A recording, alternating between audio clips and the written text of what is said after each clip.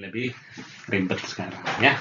Nah, kita suatu sistem dalam keadaan setimbang ya, besar tegangan tali T1, T2 dan T3 berturut-turut adalah berapa? Ini ada ini T1, T2, ini T3, ini T4. Nah, ini gimana? Bisa nggak kita pakai aturan sinus? Kan tegangan talinya ada berapa tuh? Ada 4, terus ada berat juga di sini. Bisa kita pakai aturan sinus selama objek atau titik yang kita tinjau itu hanya bekerja 3 gaya. 3 gaya, tidak lebih, tidak kurang ya. Nah, jadi kita bisa pilih objek yang mana bisa di titik cabang ini gaya bekerja Pak. T1, W dan T2.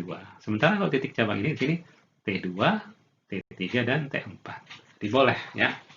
Nah, sekarang kita mulai dari mana? Objek yang mana dulu kita tinjau? Ya, sudah tentu yang ada informasi di situ ya. Nah, kita tinjau yang di sini nih karena ke bawah itu adalah T yang nilainya sama dengan berat. Nah, beratnya 40 Newton. Jadi kita pilih objek yang pertama adalah ini ya. Nah, baik. Nah, objek pertama kita titik ini kita perbesar ya, ini ke sini, straight. Nah, ke sini apa? T1, ya kan? T1. Kita lihat gaganya yang ke bawah itu tadi apa? 40 Newton, yang ke kiri T1, yang ke serang itu T2. Nah, terus kalau pakai aturan sinus, kita harus lengkapi sudut-sudut di sini, sudut pusatnya. Nah, ini pasti berapa ini? 90 derajat, ya kan? Nah, terus ini 30, ini kan 90 nih, berarti dia totalnya berapa?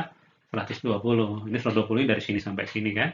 Nah, sisanya yang ini kan 210. Nah, total satu putaran itu kan 360. Berarti ini adalah 150 derajat. Nah, kalau sudah ini mudah kita dapat T1 ya.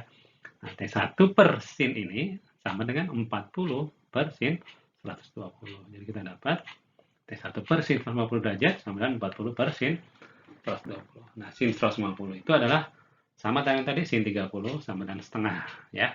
Kita dapat T1 per setengah, adapun sin 120 sama dengan sin 60, setengah akar 3, setengahnya dicoret, kita dapatlah T1 itu adalah 40 per akar 3. Nah, kita udah tahu seper akar 2 itu adalah seper 2 akar 2, seper akar 3, sepertiga akar 3, seper akar 5, seperlima akar 5. Berarti kalau 40 per akar 3, karena setengahnya dicoret, jadilah 40 per 3 akar 3. Wah, udah lihat jawaban ini, langsung jawabannya A dong, karena satu-satunya yang T1 40 per 3 akar 3 adalah yang A. Tapi kan kita bukan hanya sekedar mencari jawaban, tapi kita harus paham juga.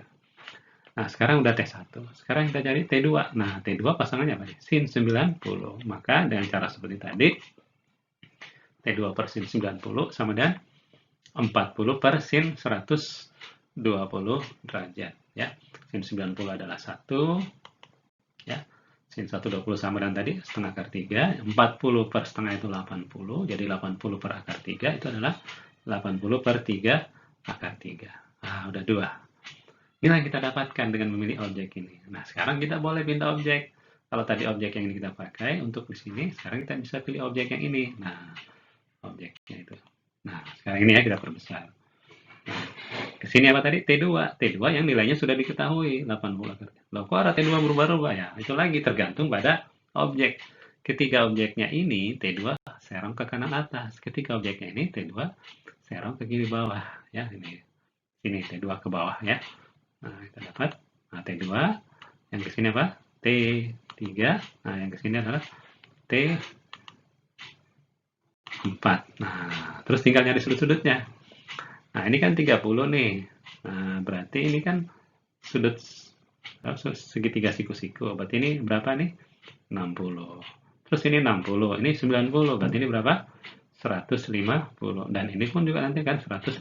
Sehingga kalau sudutnya udah lengkap, 60. Ini 90 tambah ini jadi 150, maka yang sisa itu juga 150 derajat. Ya. Maka sekarang jadi mudah. Nah, T2 sudah ada, cari T3.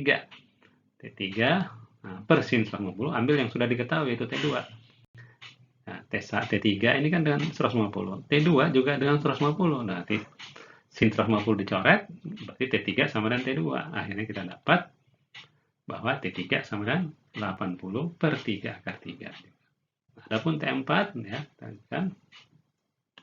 Nah, ini T4 per sin 60 sama dengan T2 per sin 150 ya.